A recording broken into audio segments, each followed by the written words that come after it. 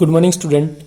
Welcome to Dynamic Education online education platform, a platform which provide a foundation of nurturing potential. So here we are going to discuss about the class 10th introduction of physics. Class 10th का जो syllabus curriculum है, हमें पूरे 1 year की syllabus study के दौरान किस किस चैप्टर से हमें कैसे कैसे पढ़ना है, उनका मार्क वेटेज क्या रहेगा और किस चैप्टर से कितना मार्क्स कवर होता है। तो आज हम उन सभी का एक बेसिक आइडिया ले लेते हैं, क्योंकि जब हम किसी भी बोर्ड एग्जामिनेशन को हैंडल करना चाहते हैं या फिर बोर्ड एग्जामिनेशन को ट्रीट करते हैं, तो एक मार्किंग स्कीम के अकॉर्डिंग हम एक सीक्वेंस डिसाइड करते हैं, जिसके थ्रू हमें पूरा होल ईयर हमें स्टडी करना पड़ता है। तो आज हम एक गो थ्रू हो जाते हैं पूरे सिलेबस करिकुलम के साथ कि पूरे साल फिजिक्स के कोर्स के अंदर हमें क्या क्या पढ़ना है। तो स्टार्ट करते हैं फिर basic introduction of class 10th physics. तो क्लास 10th फिजिक्स में बच्चों सबसे पहला जो आपका यूनिट है वो है effect of electric current.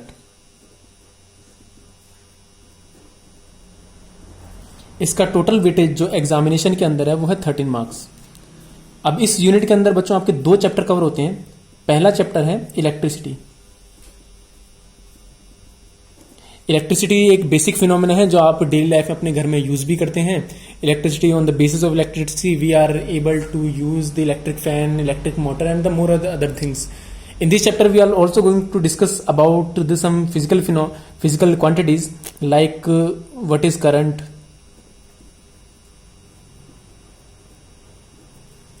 resistance,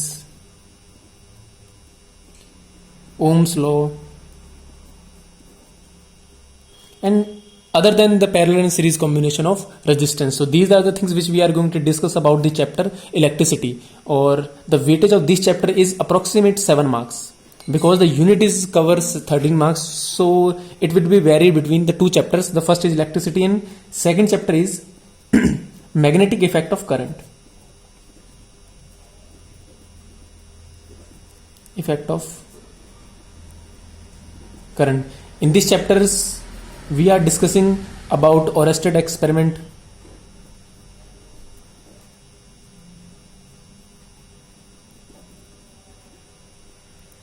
how magnet should be generated या फिर magnetic field should be generated due to the flow of electric current, magnetic field due to flow of current. In this chapter we are also discussing how we make a magnet, the permanent magnet which normally you are using in your games, that the using our 2 magnets by repelling or repulsion and attraction of the forces, how can you use the magnet. So इस chapter के अंदर बच्चों हम ये देखेंगे कि कभी भी एक करंट को यूज करते हुए हम एक सर्किट के अंदर करंट फ्लो करवाएंगे और हम कैसे हम एक मैग्नेट को बना सकते हैं। तो इस चैप्टर के दौरान हम आपको मैग्नेट बनाना भी सिखाएंगे। उसके बाद DC motor, generator, Fleming's rule. There are 2 types of rule, left hand or right hand, left hand and right hand.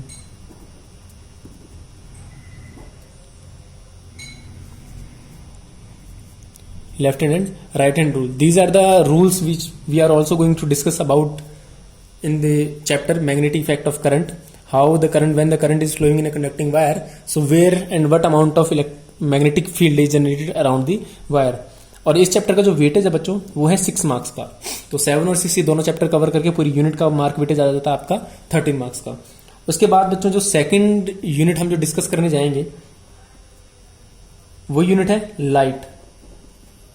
Light के बेसिक फिनोमेना के बारे में अपनी आप लास्ट क्लास में गो थ्रू हो चुके हो। इसके अंदर हम बेसिक फिनोमेना के बारे में पढ़ेंगे, जैसे कि रिफ्लेक्शन ऑफ लाइट,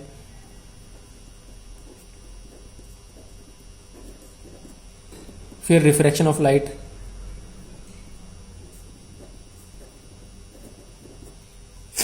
उनके कई बेसिक एप्लीकेशन है, रिफ्लेक्शन। और एक और फिनोमेना है जो प्रिज्म का यूज करते हैं कि 7 कलर्स के अंदर जो डिवीजन हो जाता है कलर्स का, वो भी इसी यूनिट के अंदर हम आगे डिस्कस करेंगे। और सेकंड चैप्टर इसी के अंदर जो एक चैप्टर इंक्लूड है जिसे हम बोलते हैं human I and colourful world.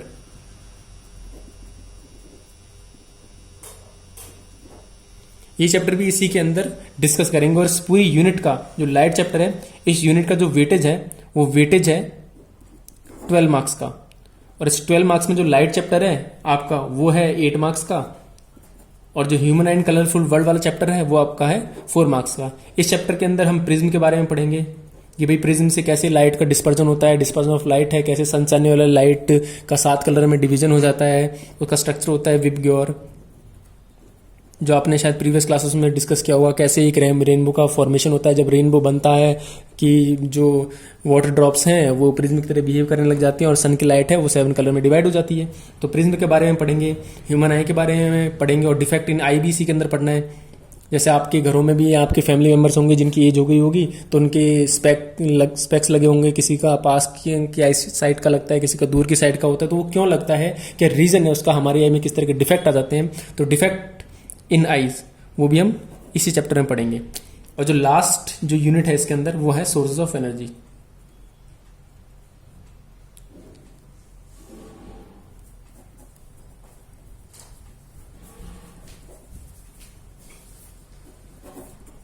ये आपकी 2 मार्क्स का वेटेज कंटेन करती है। इस सोर्सेज ऑफ एनर्जी चैप्टर के अंदर हम डिस्कस करेंगे कि कितने तरह के सोर्सेज है जिससे हम एनर्जी क्रिएट कर सकते हैं।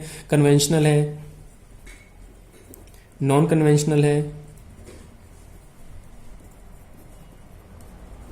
इस तरह की सोर्सेज ऑफ एनर्जी को जनरेट करते हैं हम, किस तरह से हमारे अराउंड इन्वायरमेंट के अंदर एनर्जी को प्रोड्यूस कर सकते हैं और कैसे हम एनर्जी को एक फॉर्म से दूसरी फॉर्म में ट्रांसफर करते हैं, हमें बेसिक जो जनरल लाइफ में उन पर्पज में हम उनको यूज कर सकते हैं। तो बच्चों ये है हमारा पूरे साल क्लास 10th फिजिक्स का सिलेबस करिकुलम और किस फॉर्मेट में हमें इनको पढ़ना है। सबसे पहले हम इलेक्ट्रिक करंट, जो इफेक्ट ऑफ इलेक्ट्रिक करंट है उस यूनिट को कंप्लीट करेंगे, क्योंकि बच्चों ये न्यूमेरिकल बेस्ड यूनिट है जिसके अंदर बहुत ईजी से मार्क को स्कोर किया जा सकता है। और इस चैप्टर का वेटेज 7 मार्क्स है। इसके अंदर सीरीज, पैरेलल, कॉम्बिनेशन और रजिस्टर्स भी आएगा। फिर अगला जो चैप्टर है वो आएगा हमारे पास 6 मार्क्स में, मैग्नेटिक इफेक्ट ऑफ करंट, जिसके अंदर हमें सिंपल मैग्नेटिक फिनोमिनास को पढ़ने हैं। पर वो मैग्नेट, जो नेचुरल मैग्नेट जिनसे आप खेलते हो वो नहीं है, वो मैग्नेट भी हम खुद ही बनाएंगे। हम क्या करेंगे, एक करंट फ्लो कराएंगे और करंट फ्लो के साथ ही हम क्या करेंगे, एक मैग्नेट को डिजाइन करेंगे। अगली जो यूनिट है आपकी सेकंड यूनिट है लाइट। इस लाइट के अंदर हम बेसिक लाइट के फिनोमिना के बारे में पढ़ेंगे। रिफ्लेक्शन ऑफ लाइट है, रिफ्लेक्शन ऑफ लाइट है, और कैसे हम किसी भी ऑब्जेक्ट के इमेज फॉर्म करते हैं, डिस्टेंस पे फोकल लेंथ क्या होती है, कैसे लेंस बनता है, कैसे मिरर बनते हैं, उन सब के बारे में हम डिस्कस करेंगे। इसके बाद में अगला चैप्टर, इसी यूनिट के अंदर एक और चैप्टर आएगा जो है human I and colourful world. इस चैप्टर के अंदर हम ये डिस्कस करेंगे जो नेचुरल फिनोमिना है हमारे अराउंड एनवायरमेंट में। हम जैसे देखते हैं कि भाई लाइट, जब सन से लाइट आती है तो रेनबो कैसे फॉर्म होता है, कैसे सन से आने वाली लाइट का 7 कलर में डिवीजन हो जाता है, तो उसको हम इस चैप्टर के अंदर डिस्कस करेंगे।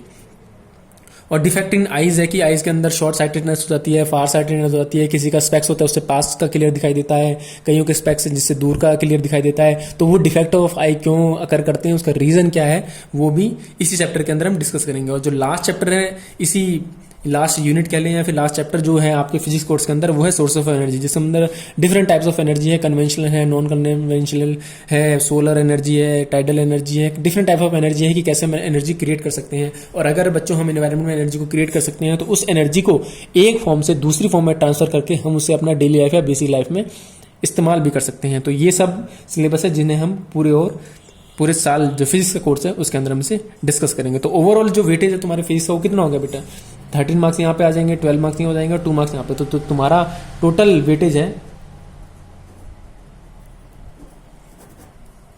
अप्रोक्सीमेट 27 मार्क्स का है बोर्ड एग्जाम में। सीबीएसई बोर्ड के अंदर इसका टोटल वेटेज कितना है, 27 मार्क्स फिजिक्स का है, जिसे हम आगे हर साल हर डे के साथ लेक्चर अपलोडिंग के साथ ही आपको पढ़ा दिया करेंगे।